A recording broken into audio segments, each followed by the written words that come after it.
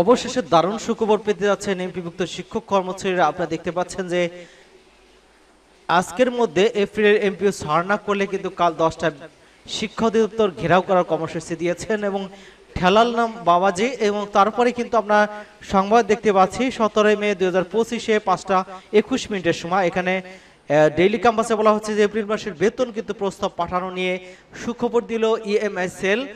সেই সম্পর্কে আজকের ভিডিওতে আর থাকবে। সম্পূর্ণ ধারণা পেতে ভিডিওটি না টেনে দেখুন। তো চলুন মূল আলোচনায়।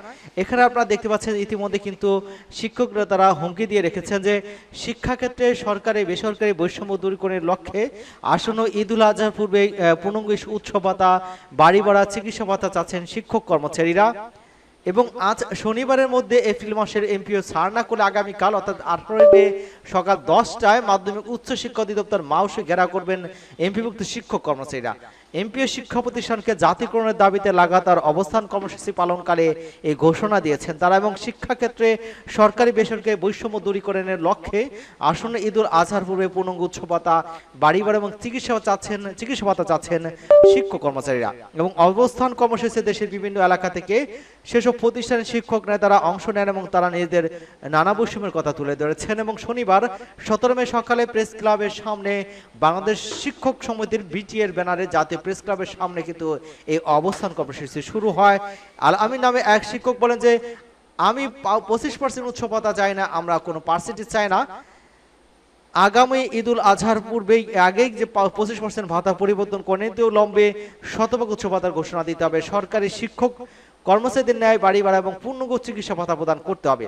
তাদের মূল দাবি শিক্ষা ব্যবস্থা জাতীয়করণ নিয়ে প্রধান উপদেষ্টা এবং শিক্ষা উপদেষ্টাকে উদ্দেশ্য করে এই শিক্ষক বলেন যে অগ্রগতির ভিত্তিতে প্রথমে মাধ্যমিক শিক্ষা জাতীয়করণ করতে হবে এবং দয়া করে সকল বৈষম্য গুছানোর লক্ষ্যে শিক্ষা ব্যবস্থা জাতীয়করণের ঘোষণা দিন।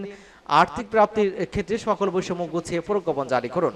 এবং 2023 খ্রিস্টাব্দে জাতীয়করণের দাবিতে টানা 22 দিন প্রেস ক্লাবের সামনে লাগাতার অবস্থান কর্মসূচির কথা মনে করে দিয়ে তিনি আলামিন বলেছেন যে কাপড়ের কাপড় যেহেতু গায়ে জড়িয়েছে, হয় কারাবরণ, না হয় জাতীয়করণ অথবা মৃত্যুবরণ, তাছাড়া আমরা এই রাজপথ ছেড়ে যাব না। এখানে তো কিন্তু তারা স্পষ্টভাবে আলটিমেটাম দিয়েছেন।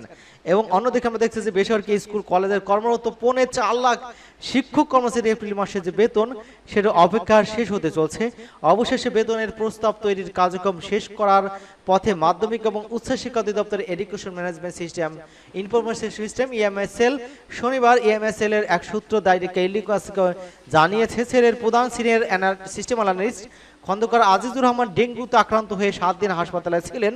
বর্তমানে তিনি বাসায় রয়েছেন। বাসায় থেকে ওই শিক্ষক কর্মচারীদের বেতন নিয়ে কাজ করছেন। আগামীকাল রোববার এপ্রিল মাসের বেতনের প্রস্তাব মাসিক প্রশাসন শাখায় পাঠানো হতে পারে।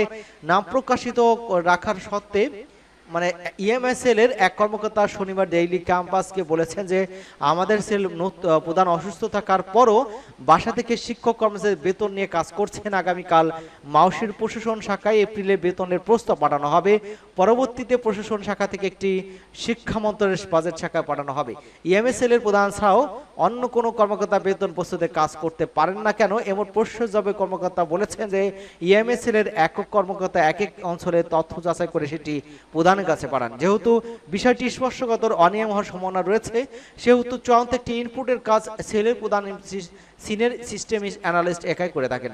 মাসে একটি সূত্র জানিয়েছে আগামীকাল রোববার ইএমএসএল থেকে এপ্রিলের বেতনের প্রস্তাব বারবার সেটি শিক্ষা মন্ত্রণালয়ে পাঠিয়ে দেওয়া হবে। শিক্ষক কর্মচারীদের চলতি সপ্তাহ না কি আগামী সপ্তাহে এপ্রিলে বেতন পাবেন সেটি কিন্তু মন্ত্রণালয়ের কাজের উপর নির্ভর করবে। জানা গেছে সরকারি কর্মকর্তা কর্মচারী ইএফটির মাধ্যমে বেতন ভাতা পান, তবে বেসরকারি শিক্ষা প্রতিষ্ঠানে কর্মরত এমপিভুক্ত শিক্ষক কর্মচারীদের বেতনের ভাতা সরকারি কোষাগার থেকে ছাড় হলেও তা রাষ্ট্রায়ত্ত আট্টু ব্যাংকের মাধ্যমে অ্যানালগ পদ্ধতিতে ছাড় হয়। এই অর্থ তুলতে কিন্তু শিক্ষকদের নানা রকমের ভোগান্তি পড়তে হতো। এরই পরিপ্রেক্ষিতে গত 5 অক্টোবর বিশ্ব শিক্ষক দিবস ইএফটিতে বেসরকারি শিক্ষকদের এমপিএর বেতন ভাতা দেওয়ার ঘোষণা দেয় শিক্ষা মন্ত্রণালয়। প্রাথমিক বেসরকারি এমপিভুক্ত স্কুল কলেজের 209 জন শিক্ষক কর্মচারী অক্টোবর মাসে এমপিও ইএফটিতে ছাড় হয় এবং পরবর্তী সময় 1 জানুয়ারি 1,89,000 শিক্ষক ইএফটির মাধ্যমে বেতন ভাতার সরকারি অংশ টাকা পেয়েছেন। দ্বিতীয় দফায় 67,000, তৃতীয় দফায় 84,000, চতুর্থ দফায় 8,200 অধিক শিক্ষক কর্মচারী ফেব্রুয়ারি মাসের এবং মার্চ মাসের বেতন পেয়েছেন, তবে তারা এখনো এপ্রিল মাসের বেতন পাননি। আগামীকাল রোববার তাদের এপ্রিল মাসের বেতনের প্রস্তাব ইএমএসএল থেকে বাউসিতে পাঠানো হতে পারে এবং কয়েকদিনের ভিতরে এই বেতন তুলতে পারবেন বলে এমনটা কিন্তু আশা করা যাচ্ছে। এবং আমাদের চ্যানেলকে যারা এখনো সাবস্ক্রাইব করেননি চ্যানেলটি সাবস্ক্রাইব করে আমাদের সাথেই থাকুন। ধন্যবাদ সকলকে।